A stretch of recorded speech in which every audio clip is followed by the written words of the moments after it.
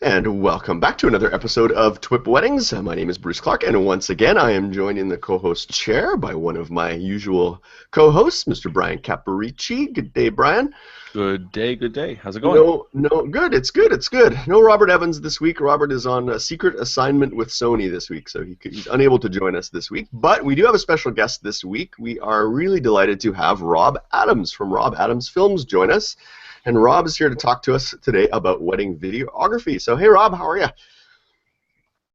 Hey, how's it going, guys? Good. You're coming live to us today you're in Nashville, I think? I'm in Nashville right now attending a marketing summit. I am from New Jersey. That's where I usually am headquartered and operating out of. But today I'm on the road Awesome. today. Good stuff. Well, we appreciate you joining us today to talk about wedding videography. But before we get into the show, we just want to remind our audience how you can participate in the show. We've got several ways to interact with us. First, you can visit the website at thisweekinphoto.com/weddings. There you'll find show notes for each episode, which contain links to everything that we mentioned on the show. You can also leave your comments and feedback for us in the comments section. If you do have a question, or if you'd like to suggest a topic we could cover on a future episode, just click on the Contact Us link at the top of the page and then select TWiP Weddings from the drop-down list to send us a message there. Or you can also use the hashtag TWiPWed on social media. Keep an eye out for your posts there. If you want to follow us, we're on Instagram at TWiPWed, and we also have a Facebook group. Just search for TWiPWed on Facebook and you'll find us there. So let's jump into the show, and we've got lots of things to talk about today. As I mentioned at the top of the show, we've got Rob Adams with us, and Rob is from Rob Adams Films. Rob is a storyteller, a cinematographer, and educator, and like you mentioned, he's from New Jersey.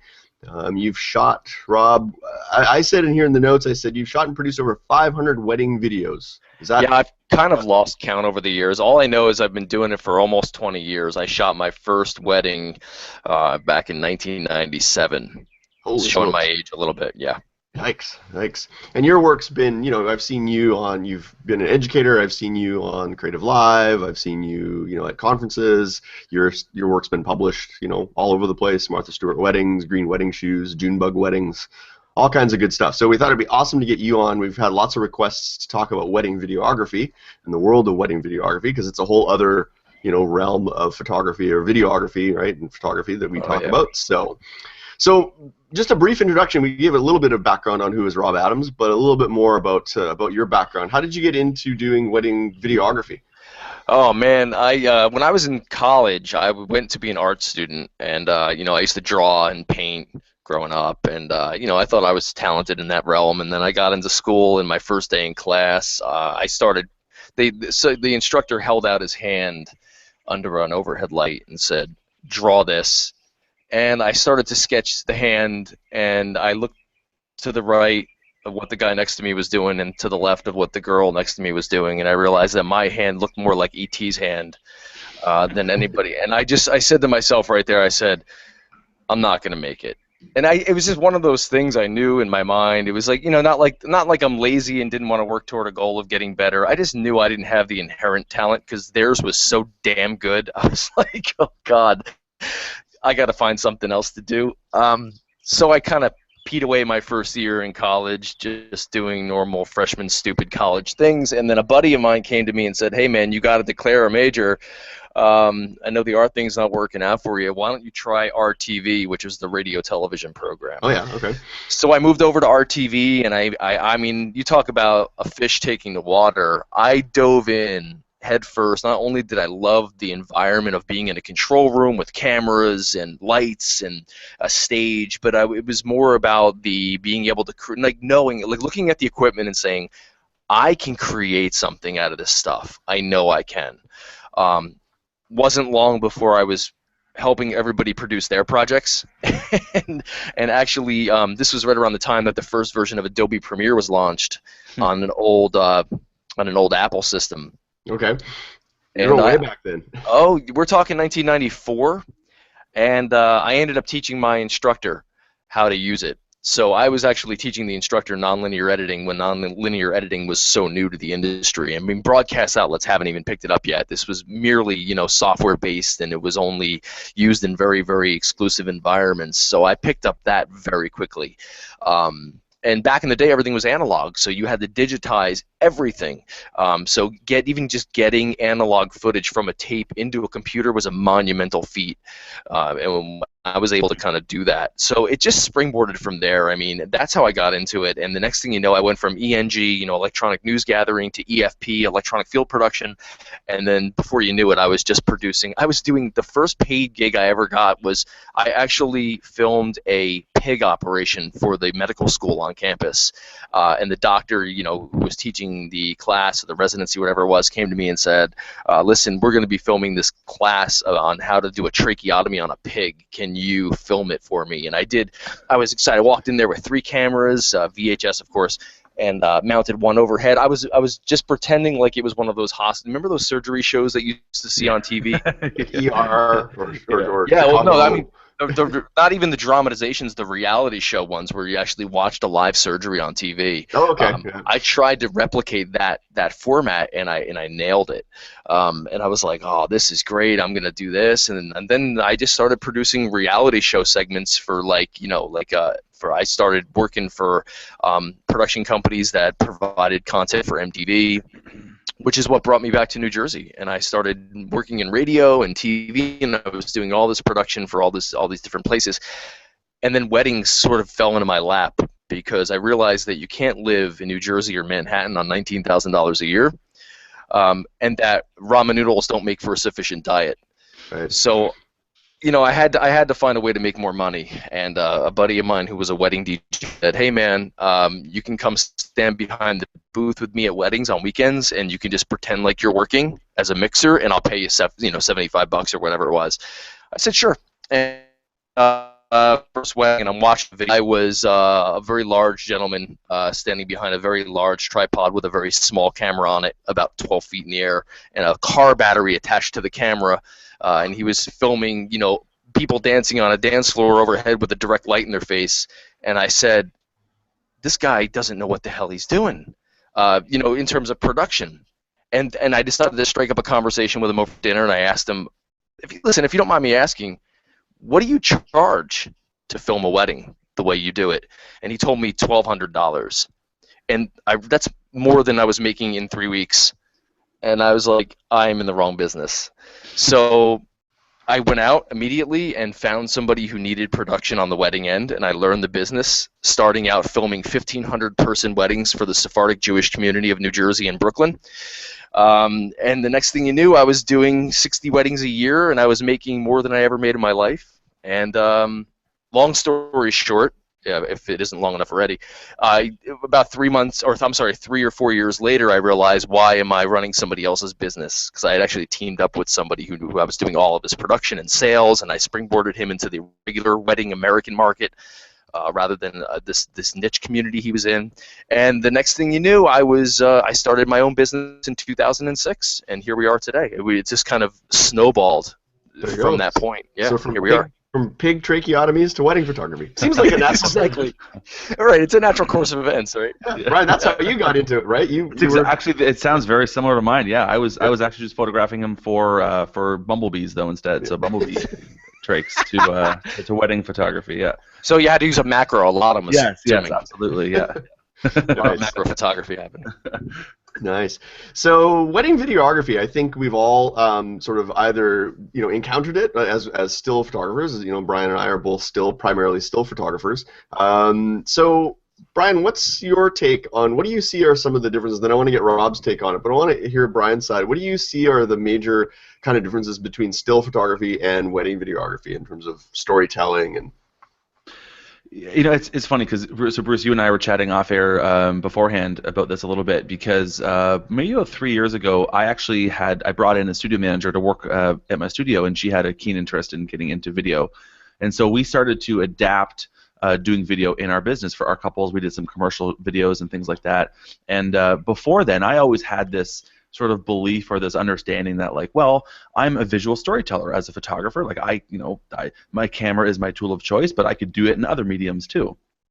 And I can hear Rob kind of chuckling in the background as I'm saying this, but you know, that was always my perspective, right? Like it's the same kind of tool. It's like I'm just making a video instead of a picture. It seems pretty easy to me.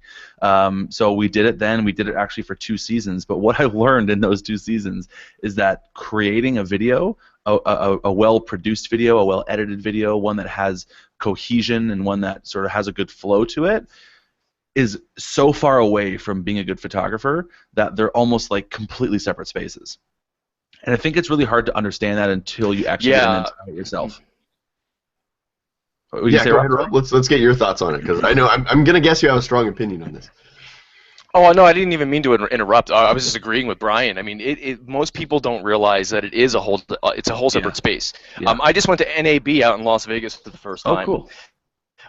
And NAB is a massive show, National Association of Broadcasters. And if you go to WPSI's conference for photo and then go to NAB, you realize how much bigger the video realm is than what you just see at a photo conference. It's an entirely different skill set. It's also something, I'm not saying that photographers can't learn to do it, but you better be prepared and committed to learn an entirely new craft.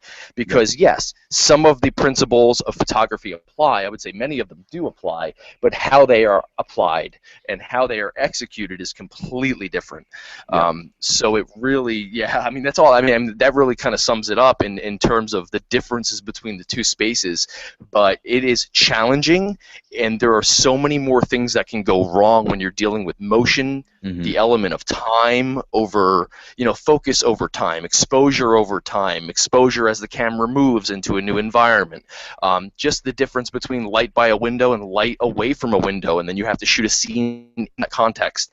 There's so much that can change in an instant that makes your life just absolutely miserable. Right. And audio. Let's add audio into that. And audio is funny because, I mean, there's at NAB, there's an entire, the Las Vegas Convention Center is 3 big halls. And video comprises probably 90 to 95% of the entire conference, but then there's this entire space that's probably the size of WPPI's main show floor that's audio only. Right. Yeah.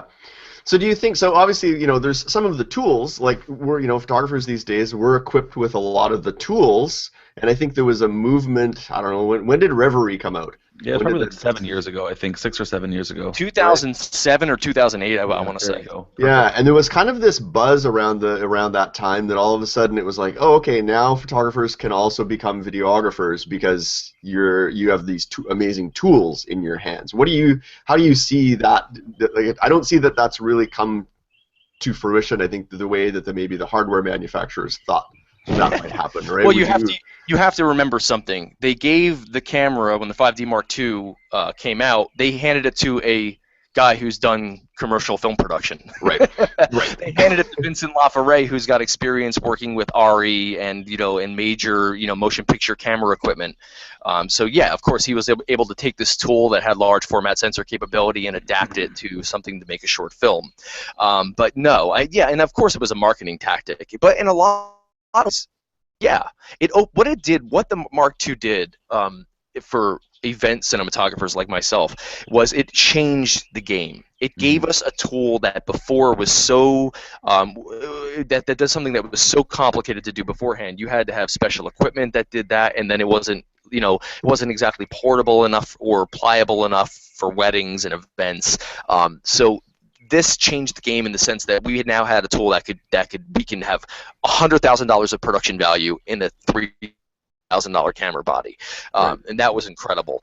So yes, it did change the industry that way. As far as photographers go, I remember watching photographers when I taught my first class on Fusion and just introducing them to the very fundamental functions of a camera like the 5D Mark II video-wise, and they were dumbfounded, and not like in a wow, that's cool kind of way, like a holy crap, I don't understand anything you just said kind of way. Right. Because you say shutter speed to one thing. You say shutter speed over the course of in the context of video production, and it's a completely different thing. They do the same thing, but in a different way to the medium. So yeah, trying to get a photographer who's so conform to their way of thinking in terms of what their photographic technology allows them to do, and then apply it to something else was just it people's eyes would glaze over. So I've spent the better part of the last 6 or 7 years trying to get people to understand that yes, what you know about photography can be applied to video, but you do have to learn how to apply it. It doesn't just default. Right, so it's the easy to what you're transference used to doing. Right, yeah. So I want to ask Brian, you've tried a hand? You mentioned you've done some videography. What did you find were the biggest challenges for you trying to make that?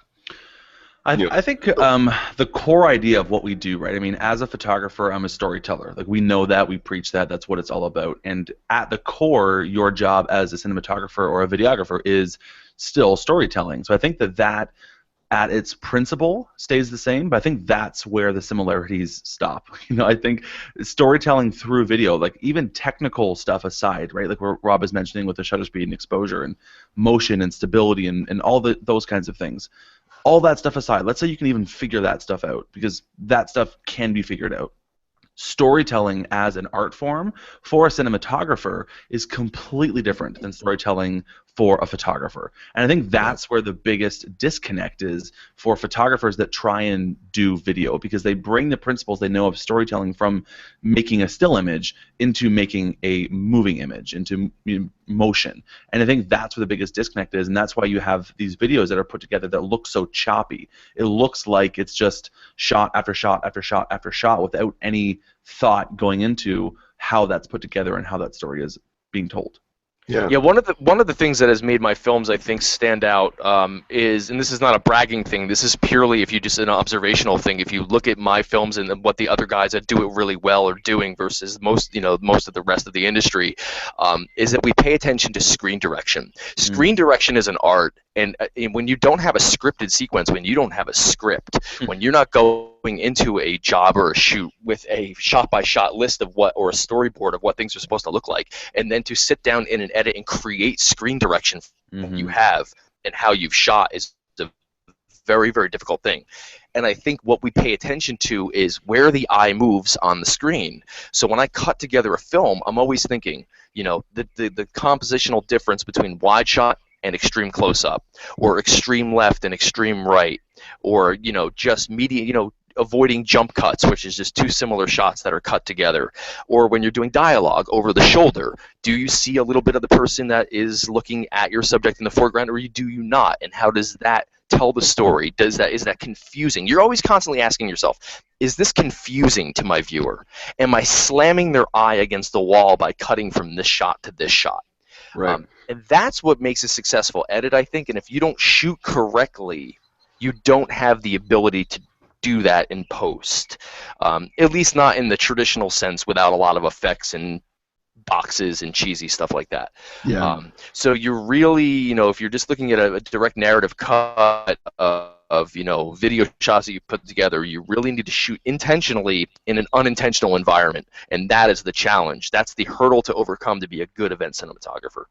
And how do you handle, you mentioned something about, the fact that it's not, obviously a wedding day is not, it's not scripted in the traditional sense of, like, if you were shooting a movie or a commercial film or something like that, it's very scripted, and you storyboarded it all out. A wedding isn't like that typically, right? Right. It takes a lot of pre-planning. Weddings are the same, but they're different in their own little nuanced ways. What we try to find out ahead of the wedding is what makes this particular event stand out. What makes it? What is this one thing that we can focus on that'll make that story come to life in post? And a lot of times it's the same thing. Bride and groom, they write their own vows, or they're going to read a card to each other in the morning, or they're going to write something out to each other in the morning, or maybe the groom is in a wheelchair and he got paralyzed in a diving accident on the trip that they got engaged on, which actually happened to us, and it's one of our most successful films. So sometimes you have a ton of story to work with, and sometimes you have no story to work with. But by talking to your client ahead of time and just trying to identify what makes them, what they identify with, we try to pick out one or two story elements that we can now plan for in the shooting of the wedding day.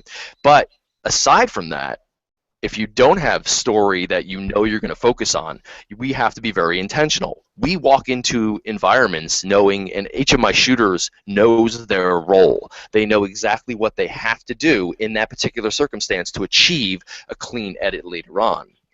And since we offer both a creative film and what we call documentary edits, which is just like the, you know, let's say the whole ceremony, 3 cameras, and you can watch it like you're watching it live on TV. Right. We have to accomplish both of those at the same time. So when we walk into an environment, you know, my job is this, your job is this, your job is this, and my shooters and I all know that we can't be shooting the same thing at the same time unless it's this, this, and this. So there's a whole pre-production thing that you can plan for, even though it's not scripted, by having intentionality and splitting up tasks and going into it with responsibilities that are individual to each camera unit. You can accomplish so much more than you think you can, and it can come together in a very clean way. So what would you think? Go ahead, Brian. I think one of the things that I learned from you know, trying it or helping out with it for 2 years, and also just in hearing Rob talk about this, is there's so much more planning that needs to go into a successful wedding day for a cinematographer versus that of a photographer. Not to say that for us as photographers that we don't plan things, but for the most part we can be pretty flexible. We can roll with the punches, right? But if you're a cinematographer, like Rob is saying, there's all things like who's going to be where and what are they doing and what lenses are they having and how do you have this and don't break the whatever that, again, I don't know all the technical terms, but the line, right? Yeah, exactly. So all kinds of things like that need to go into the planning of it that as photographers we don't have to think about that kind of stuff. Exactly, and you know, it's funny, we've gotten to a point now where my crew is my crew. I don't take on shooters just from wherever. We've gotten to know each other so well and we've become such a cohesive unit that we literally can walk into a wedding day and wing it. And actually come away with an amazing edit. It's just because it's just become inherent in what we do. But whenever possible, we definitely try to plan. Now we don't go scout locations. Like we get brides asking us, "Hey, can you drive 2 hours out to my location in Long Island and scout the venue?" No. But what I will do is we walk into a location and we can size it up immediately, find out where the light is. You know how it's like with photography. You're not looking at location more than you're looking at where is the light. So we're doing that. We're walking into locations and sizing them up. So we do a fair amount of pre-planning the day of too when we walk in and size up an event. So yeah, exactly. It's a very, very complex thing because when you're thinking about not only video but who's going to take care of audio, and now we've got helicopters and crap like that. It's like, okay, who's flying the helicopter during, you know? Yeah. It's just like, oh my God, there's so much to think about. But like I said, if you just plan it out, have, you know, I always put it this way. When it comes to crew, your video is only going to be as good as your worst shooter. Mm-hmm. Because you have to divide up the tasks in such a way that you have to have trust in the people that you're working with. Now, sometimes I've had people with me who are decent shooters, but they're not what I would call an exceptional shooter, and I just put them on a lockdown shot. You know, I'm not going to trust them to go, hey, track with the bride as she comes up the aisle. That's just, you're asking for disaster. Yeah. But if you trust somebody enough to put them behind a lockdown camera and just say, hey, be a warm body behind this camera, and if something happens, do something about it. Right. Then, you know, you're hedging your risk there. You're hedging your bets. Yep. Right. You're not going to put them on the steady cam and or have them manning the drone or something like that. So what would your typical crew look like that you roll with into a wedding? How many people on a team? Generally 3 only. I used to go with 4. I used to have 3 shooters, including myself and an assistant. We've tried to trim that down just because not every venue is big enough to really accommodate us without. We would like to maintain an element of unobtrusivity, if that's even a word.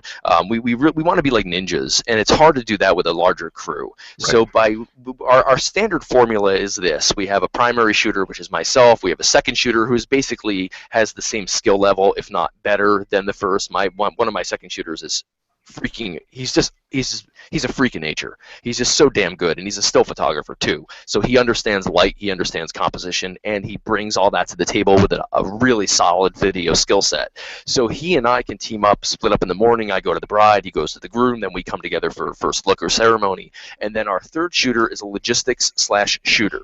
So I actually am very lucky. I have a third shooter who's a very, very accomplished and skilled drone pilot. He's also very good behind the camera in terms of just lockdown shots and making sure we have a static, safe shot. And he's a logistical mastermind. We've walked into the St. Pat's Church in New York City, where they're extremely strict about where you can be, and he's managed to talk us into positions that no videographer's ever been able to be in before. So, you know, and he knows audio too, so he'll go and set up my audio. So we used to have an audio tech and all that. So I've tried to consolidate that into one or two people that can do amazing things, multiple things. So technically, that's what my crew looks like. On jobs where logistically it's going to be very difficult, let's say, for example, a wedding in Manhattan where we're going to 4 different locations, I'll either have a driver whose only job is to drive and load crap into buildings, or maybe an assistant to help carry bags and set up light stands, but generally not more than 4. Nice, nice. And where have you? We talked about this, Brian, on other episodes, how we go about finding like second shooters and things like that. Where did you find your team? How did you build your team? Because that's got to be a different. Like, where do you go to look for good people, for video or for audio or for doing some of those things? It's a nightmare. I have to be honest. I would be misleading everyone listening if I said, hey, just go on Facebook and find somebody you know and trust. It is so hard to find video talent. And I've been trying to figure out why for the last several years, if it's just that people who are very skilled in video are either doing it on their own and heading up their own projects, or they are a part of a larger team for a larger production company. But in the event videography space, man, the talent pool is thin. I'm gratefully lucky that I have a second shooter. The guy I was telling you about has been loyal to me, and he has his own photography business, but he second shoots for video for me, and we only do a limited amount of jobs per year. We do 20 to 25 a year. So, I mean, availability, I have 2 primary second shooters that I found on Craigslist going back like 5 years ago. But don't take my advice, like I'm not saying go on Craigslist, because Craigslist has changed dramatically, but I really kind of hit the jackpot. But nowadays, I think there's more people doing it. So, I mean, actively now, and I'm always looking for new talent, I'm finding better luck in Facebook forums where you can see other people's most recent work, because emailing people and asking them to send you a reel is a nightmare, because they send you their best stuff in 30-second clips. That doesn't show me anything. Right. And the way we've tried to vet potential candidates is to let they show me a final product that you've done. Show me something you've shot and edited on your own. And if it's an editor, show me here's 3 minutes of my footage. Blow me away. And I'm not going to pay you for it. But that's the only 2 ways that I've been able to find relatively good talent. But honestly, ask any videographer in this business. They'll tell you, finding people that you trust, that are reliable, and have their gear that might be consistent with the gear that you use, and then having inherent natural talent for video production is extremely, extremely difficult. Yeah, Sorry. me and Brian were talking just before, we were like kind of in the green room before we started recording about, in our respective areas. I'm in Edmonton, Brian's in Niagara. What would you say the type of, similar to what Rob does? Because yours is a very kind of, how would you describe it?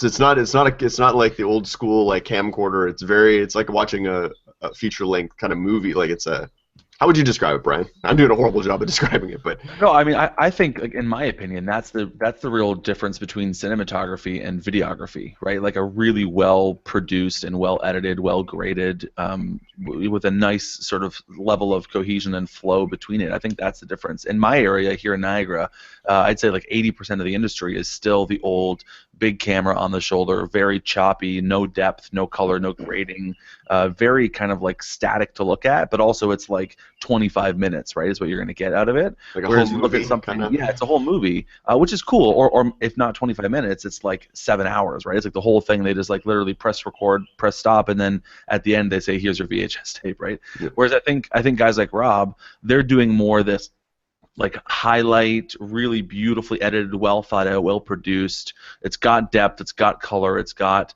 nice lighting, it's got more of a documentary feel to it. It's got emotion. Yeah, it's got emotion. It has motion, as opposed to like a guy saying like with the thing on the camera. I'm doing it in the video, even though like most people don't watch the video. Yeah. I'm actually like I'm cupping the camera on my shoulder right now for those watching the video or not watching the video. Saying like, hey, say something nice to the bride and groom. Like like a lot of videographers do that, and I would say that space is diminishing in terms of popularity, but in terms of what people will pay for it.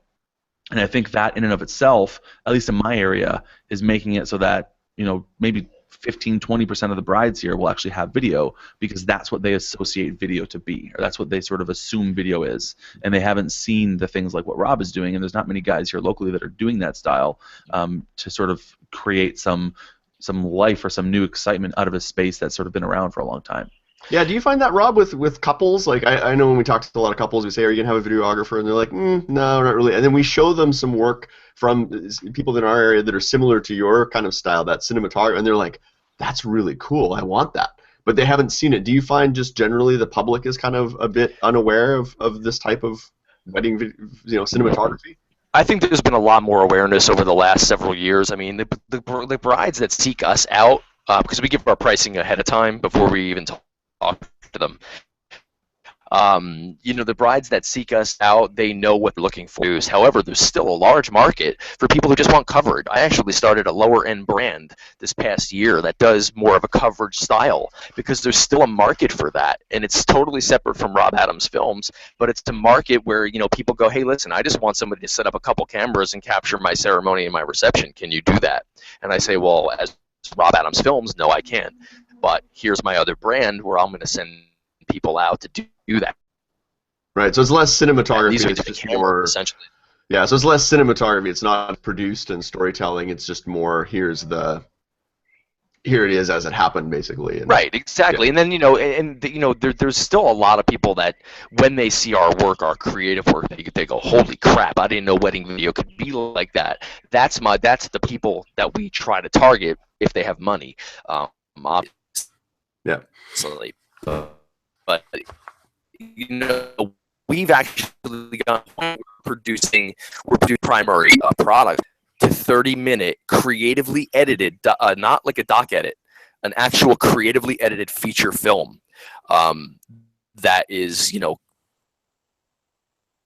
songs throughout it. It's fully dialogue and audio, and it's taken a long time to build that formula.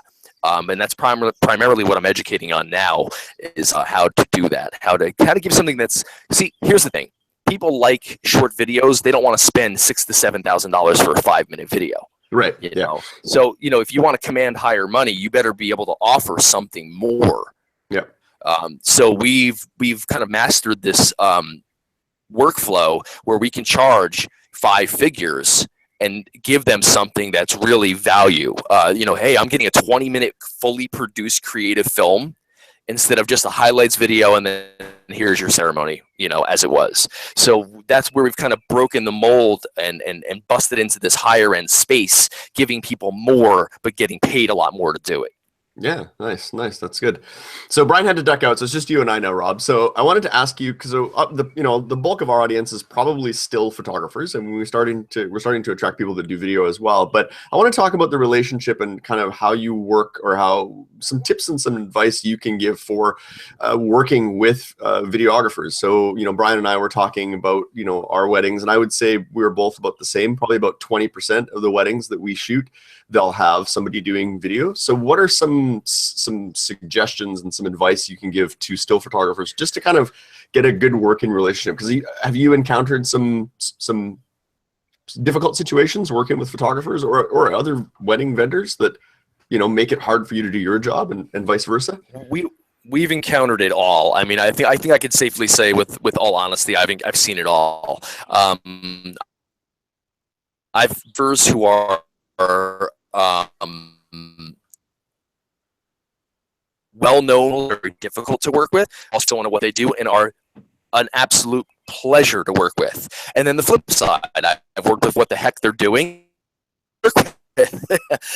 So yeah, I've seen it all. I think the best way to kind of head off any problems is as soon as I know who the photographer is going to be on the job, I will research them. I'll check out their website, I'll look at their work, and if I feel like it's not in line with my style, for example, if my bride and groom have hired somebody who is more of a portrait specialist and is going to do all the family formals on a backdrop somewhere at the reception, I will contact them and I'll send them links to my work, in a very non-aggressive or arrogant way, and just say, hey, how you doing? My name's Rob. I'm going to be the videographer at your wedding. I don't say cinematographer. That's pretentious.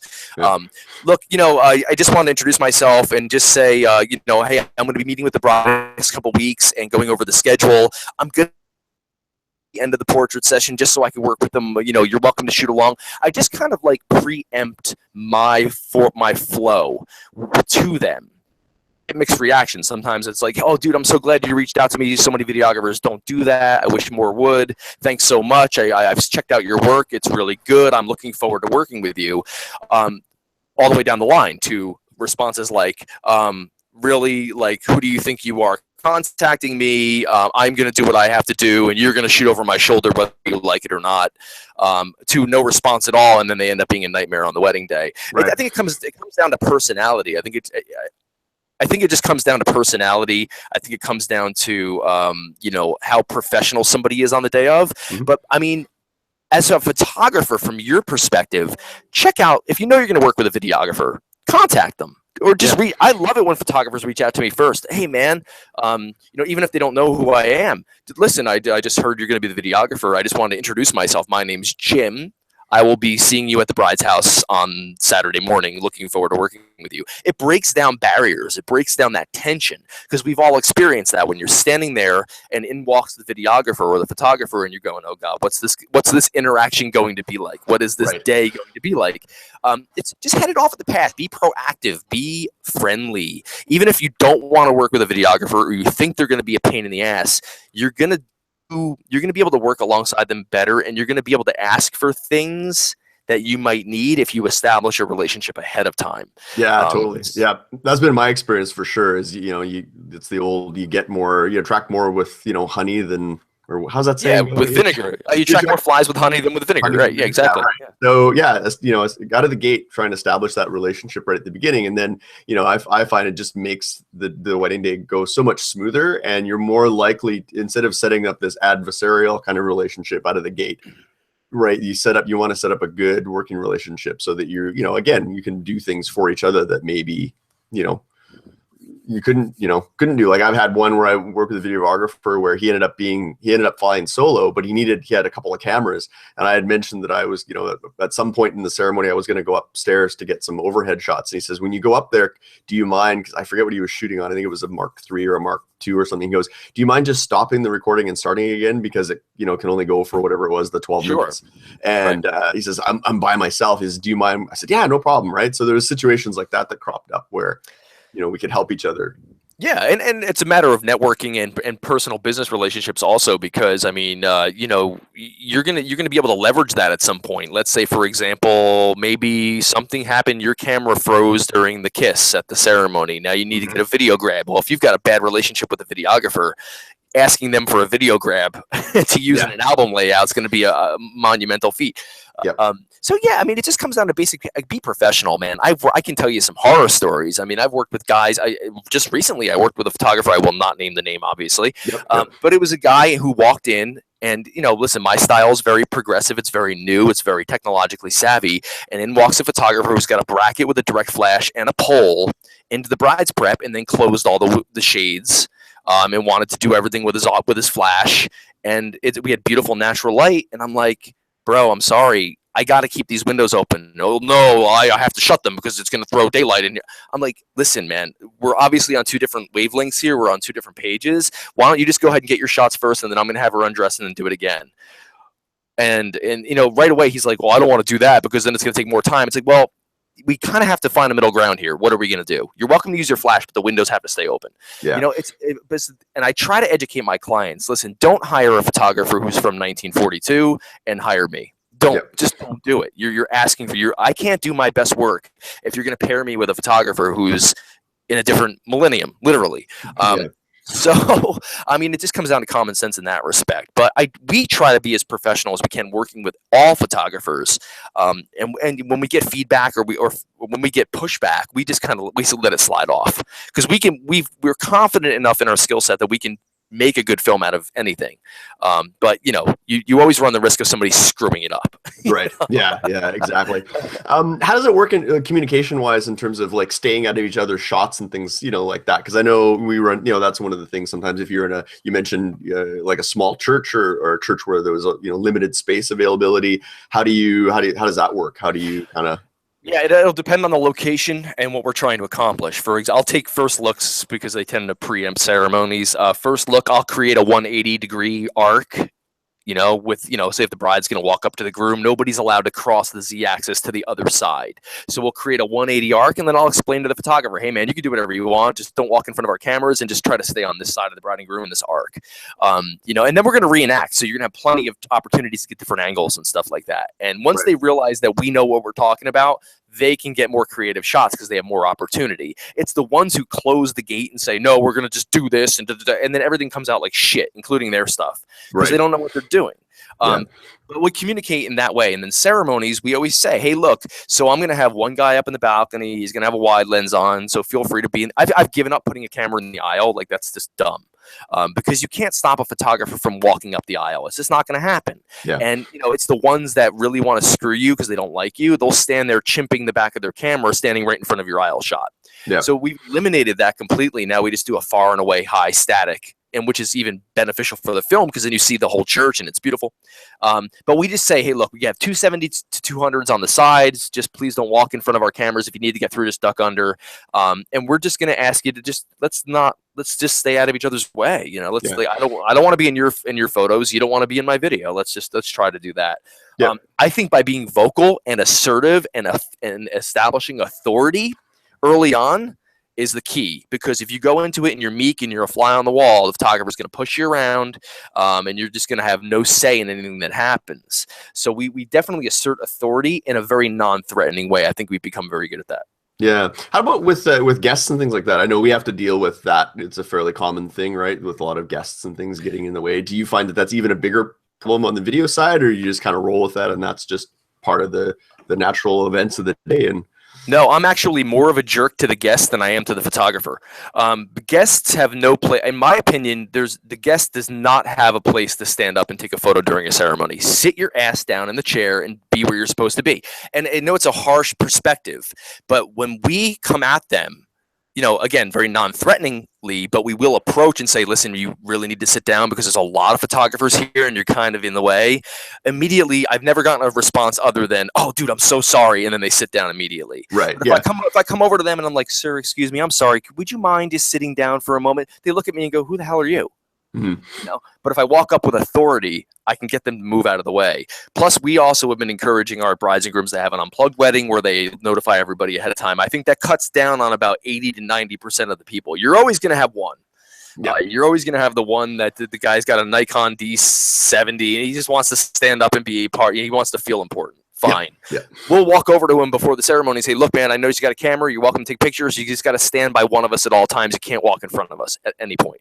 Yeah, because that's tough, right? Like with stills, we can find ways to shoot around it and whatever. But with video, like if they walk in front of that shot's ruined, right? Like, oh yeah, absolutely. And we take it as far as we tell the officiant, like if it's an on-site ceremony, not a church, I always make it a point to ask the officiant, hey, can you do me a favor and make sure you tell everybody to sit down after the bride walks in?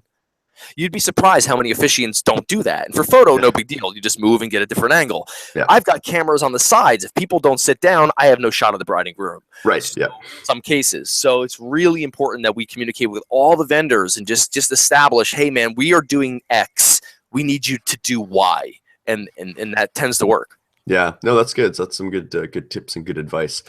So what do things look like on the post-production side of things? What's it look like for you guys? I know it's a whole other world of hurt compared to still photography. But so for me, what it looks like is now I have to wear bifocals at 40 years old. It also looks like me having to look into a mirror and see my hair all messed up and coming out of a dark room after an 8-hour edit session, and lots of coffee. Honestly, the editing post-production part is the part I enjoy probably the most, because I get to see it all come together. And I've actually taken it upon myself to edit a lot of my feature films now. I had some editors, and I found that the time that I was investing in working with them to get it the way I wanted it to do in a shorter amount of time, I could get it done myself. So I've been doing a lot of my own feature editing, and then I have somebody else doing my low-end editing brand. But basically what it looks like is I clock everything that I do using a timer app called Toggl, Toggl. It's just a web-based project management timer, and Okay. it helps me to identify how much time I'm spending on each phase of my project. So even when I sit down with the footage and I ingest it into the computer, I make it an action item. Okay, I am ingesting, start the timer. When I'm done ingesting, I stop the timer and say, okay, that job, it took me 25 minutes to ingest. The job before it took me 20 minutes to ingest. And then every step along the way, I'm clocking what I'm doing. So the next thing would be to organize and keyword tag and favorite all my best shots. That'll take me 2 to 3 hours. So I've gotten it down to, by managing and observing and studying my time per job, I've learned that I can get a 20-minute feature plus documentary edits done in just under 25 hours, which is incredible. Yeah. Because my editors were taking 2 weeks, and then I did revisions, and then the revisions would take a week, and I can get it done so much faster now. So you have to have what Dave Ramsey, the financial guru, likes to call it. Have to have gazelle-like intensity. You know how he says that, because you really have to approach your post-production with purpose. You can't just sit down and be fleeting and say, well, I'm just going to sit here and put together what I've got. You really have to know how to take the pieces of what you filmed and then put them together with a formula. So you plan. You have to sit down and go through your footage. What do I have? What do I want the arc of the story to be? What story elements do I have? Do I have any story elements? If I don't, what the hell am I going to do for 8 minutes? Right. So it comes down to managing expectations in the very beginning, telling your clients, making sure your client knows in the very beginning what you're offering. I know guys that offer, they say to the bride and groom, I'm going to give you a 12 to 18 minute film. And I'm like, why do you do that? That's a nightmare. If you give them 12 minutes, they're going to wonder why you didn't give them 18. Right. You know, so you have to, I say, you get a 20-minute film and it doesn't fall below a second below 20 minutes. That's it. That's what you're getting. And the same thing with trailers, like, oh, you get a 2 to 4 minute trailer. No, you get a 3-minute trailer. That's how long it's going to be. And I know when I shoot, I have to come up with 3 minutes worth of material. Right. So you've already sort of defined that ahead of time. So you're not like playing that guessing game on the day, or during the edit. So you set those expectations really clearly. Right. Exactly. Yeah, that's good. Yeah, so it's very much, you have to have a very efficient workflow. We had Jared Platt on a recent episode, and we were talking about workflow for wedding photographers. So I imagine it's very similar for wedding videographers, right? You guys need to have run a tight workfall, otherwise. My God, yeah. And Jared's got the workflow thing down pat. I mean, I love Jared. He right down to just how you organize your files and folders before you edit. Or how you back up everything, or how after the wedding, how you finalize your project. Okay, here's my edit. Now, what are my 4 steps to close this thing down and make it delivery ready? What do I have to do? We have that stuff, spelled out to a T, and we follow it every time. Nice. And that's just come from years of experience, right? Just years of doing it. And it comes from years of being so disappointed with failure. We've been able to maintain happy clients for, since my business was started in 2006, no problem. I've never had any major issues. But we've been so frustrated along the way going, how can we make this faster? Man, we're spending so much time that I think is unnecessary doing certain things. And it just comes from that frustration and that place of going, I'd like to see some daylight on a Sunday afternoon. Yeah. That you start to think, how do I get my workflow to a better place? And that's where it comes from. Yeah. Are you seeing, I know there's a bit of a trend right now with still photography in the outsourcing of, editing, right? We're starting to see photographers, there's a lot of companies springing up that are offering that service.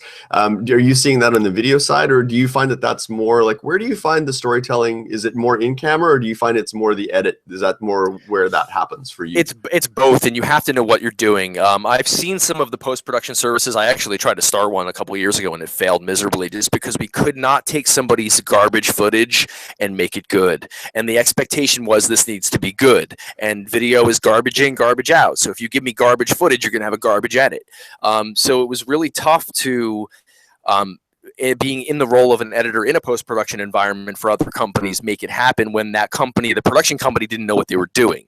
That's very difficult. And I've seen some of the ones that are up now. I'm not going to smash anything. I think it's great that they exist for those. There is a market for that, but I cannot trust somebody to build the story of what we do outside of the context of our production house. Yeah. It's really tough unless somebody's just super talented and they have the knack and they get it. They have to get it. They have to go, I see what Rob is doing here. I see what he did with this sequence. I'm going to build it like that. really tough to find, really. Yeah, that would be challenging. Yeah, for sure. My advice, I just want to say this because I do want to encourage people. I hate to be so negative about a lot of things. My advice is learn to edit the stuff yourself.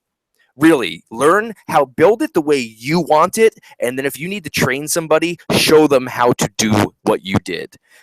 That's the best way. Don't just trust somebody who says I'm a video editor to put it together. That's like going on Fiverr and trying to find somebody who could design an awesome logo.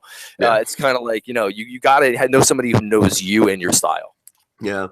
So what's changing right now? What are some of you said you were just at NAB. What are some of the things that are changing technology-wise that's affecting you guys on the videography side? Obviously 4K is the big buzz, right now. You got drones are like all over the place, it seems. What's kind of the latest and greatest for you guys that's changing how you work?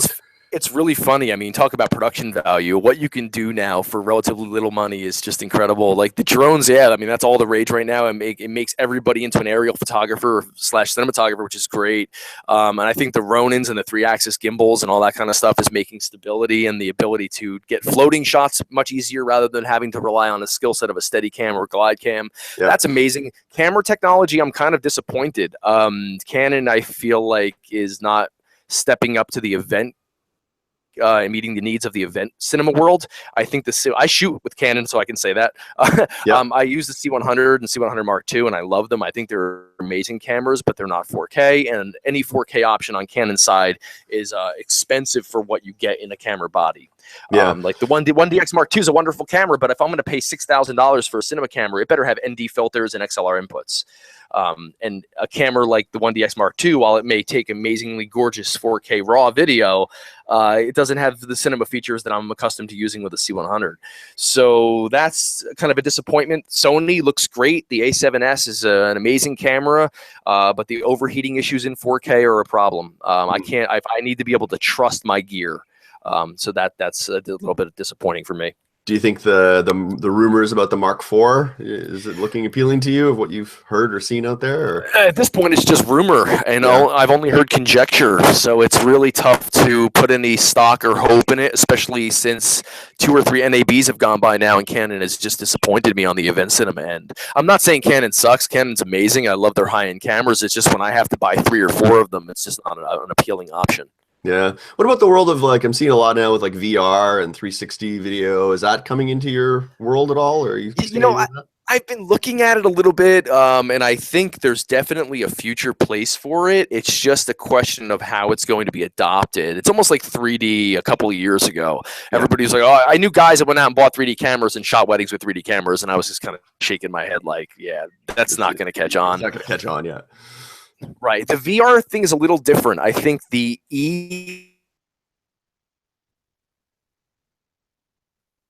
manufacturers making things that allow you to edit it. You cut out a little on me there, Rob. We might have had a flaky connection. What were you saying?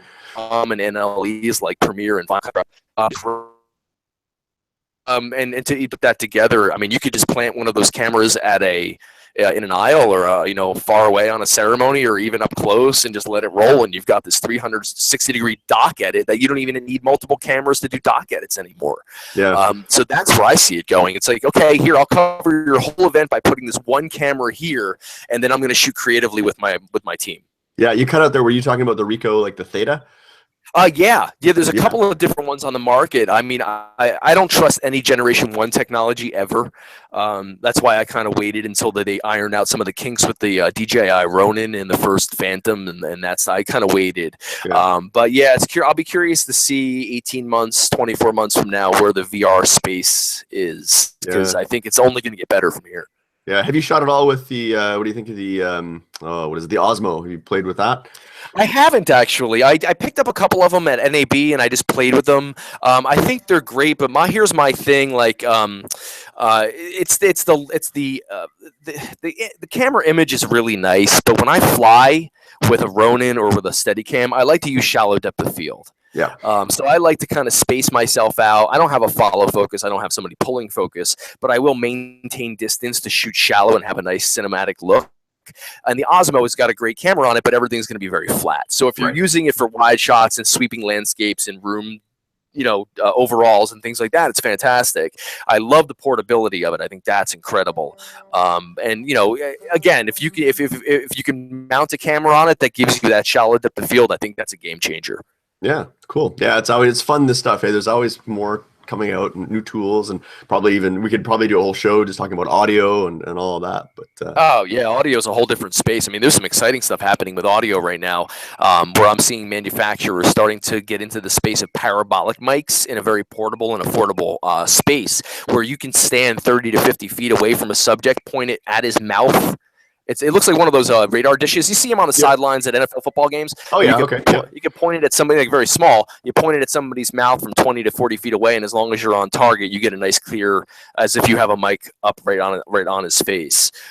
So that's going to change the game in terms of weddings, because miking grooms and stuff like that can be a problem sometimes. Right. Yeah. So yeah, cool stuff. Crazy. Yeah, that's fun. Yeah. Well, this is good. I think we'd love to have you back on again, and we can go more in depth, because I think there's an audience for this. I don't know what the podcast landscape is like for wedding videography, but I know we're certainly getting questions from our audience, about it, and certainly there's some interest out there. So it'd be great to have you on again and talk more in depth about the actual process and the editing process and all of those great things. This is just kind of skimming the surface a little bit today. Yeah, absolutely. I'd love to come back. Thanks. Yeah, I'd love to come back. Thanks for having me on. And I did have a wedding cinema related podcast a while ago called the We Be Rollin' podcast, and we kind of had to go on hiatus when my daughter was born. Yeah. But we are going to be bringing that back at some point. I just don't know when. But I will throw a little bone out there to the people who've been hounding me for the last 18 months. Like, dude, where's the podcast? Yeah. We're going to come back in some form. We just don't know what that looks like yet. We do have a venture that's in the works, but yeah, we'll keep you posted on that. Yeah, keep us posted on that. That would be great. So awesome. Well, normally we would do our picks of the week. So we've got a section where we normally pick a pick of the week. I don't know if you've got something ready for us that you can choose. That would be an item. It could be anything. It's somehow related to the world of photography or the business of photography. I don't know if you've got a pick that you'd recommend or something you could suggest. Oh, that's cool. Okay. Let's see. Pick in terms of. It could be anything. It could be a podcast, book, a piece of gear, something you've just maybe something you saw at NAB that you thought was really, really cool that you pass on to our audience that you thought would be really, really good. I'll tell you what. There was something really cool that you got to buy, but you have to look at it. If you check out my Instagram and go to Rob Adams Films on Instagram, and let me see. I'm just going to actually pull it up because I want to direct you directly to this this pic that I took at NAB. It was in the red camera digital cinema booth.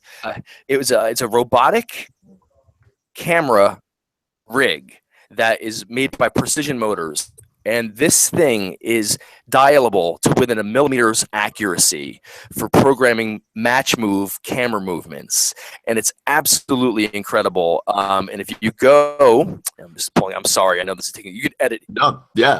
Sure. Let me see here. It's of course I'm not going to be able to find it right now. Yeah, I can also send you a link. Yeah, if you can send me a link to it, then we can include the link. Send you a link. Yeah. Oh, anyway, you know what it is? It's a video, and it's on my. Here it is. I got it. It's on my Instagram, and if you just go to, it's about 5 weeks back. Okay, about 5 weeks back. It's tagged NAB Las Vegas Convention Center. Rob Adams Films on Instagram. 5 weeks ago, it's got 59 likes. My huge following. Motorized Precision, and it's this video of a camera mounted on this motorized rig, and you have to see this thing in action if you're a fan of Iron Man. You know the thing that Robert Downey Jr., aka Tony Stark, has in his lab dummy, the robotic thing that he puts a dunce cap on and it looks like that. This thing is a beast. I mean, if you just want to go look at something really cool cinema wise and get yourself amped up for cinema gear, go look at this thing. It's really cool. Nice. Yeah, you guys have so much. You guys have so many fun toys. We thought photographers have fun toys, but you guys have like man, it's the best fun. So yeah, it's the best. Awesome. Well, I've got 2 picks this week. So my first pick is just going to be probably most photographers are subscribed to this, but it's the Adobe Creative Cloud. And do you use Premiere to do your editing? No, we do Final Cut X on everything. Okay. Yeah. All right. Well, if you happen to be subscribed to Adobe Creative Cloud, which probably a lot of photographers are, use Photoshop and Lightroom. Obviously, if you get the All Apps plan, that would also include, Premiere Pro. So if you're kind of interested in the video space, that's, I know, another popular application that a lot of videographers will use for the actual editing process. I know I've started to teach myself it a little bit, and I'm learning more about the video space all the time. So that's my first pick. And my second pick is actually, you've got a bunch of classes. Like if people want to learn a bit more, you've got a bunch of classes you've done on Creative Live, right? Yeah, there's a couple of up there. I'll be honest with you, though, they are kind of outdated. Yeah, you did them a few years ago now. I guess. Yeah, so the first one we did was on photo video fusion, and that'll give you really good tips and tricks on how to get started with your DSLR and shooting video. So definitely if you go to Creative Live and search Rob and Vanessa, our photo fusion course is fantastic. And then I did one on Final Cut Pro X, which is completely outdated. Okay. Yeah, because that always changes. Right? The program has changed so much, but we are going to be doing some educational content coming up soon. So just if you want to subscribe to my email list, go to learnphotovideo.com, and then you can sign up for our email list and get notified when we release some new educational content, which will be coming very soon. What was that again? Learnphotovideo.com? Learnphotovideo.com, correct. Perfect. We'll put a link to the show notes in that as well. Excellent. So people can head on over there and sign up if they want to learn more. Great. Excellent. Well, that brings us to, I think, the end of another episode of TWiP Weddings. Of course, we want to thank our sponsors and want to thank Rob for being on the show. If you're listening to the show on our website, please make sure to subscribe to the show using the box on the right. You can also sign up for our email list to be notified of new episodes and get exclusive subscriber bonuses. And if you have any feedback, suggestions, or comments about the show, you can reach us directly by using our contact form. Just click on the Contact Us menu at the top of the page. So before we kind of close off, where can people go if they want to find out more about Rob Adams and Rob Adams Films and all that good stuff? Where can we find you? Now it's the website, robadamsfilms.com. Now that's my business website. That is, for brides primarily. But like I said, I'm going to be launching some new educational content soon. You will be able to find it linked from robadamsfilms.com. You could also find us on Facebook, Rob Adams Films, Instagram, Rob Adams Films, and Twitter, Rob Adams Films. Excellent. Good stuff.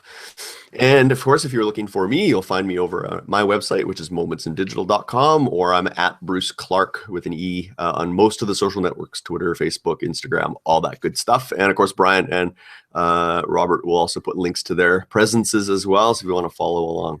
And of course, be sure to visit our website at thisweekinphoto.com for this show and all the other great shows on the TWiP network. And thanks again for listening to TWiP Weddings, raising the bar one wedding at a time.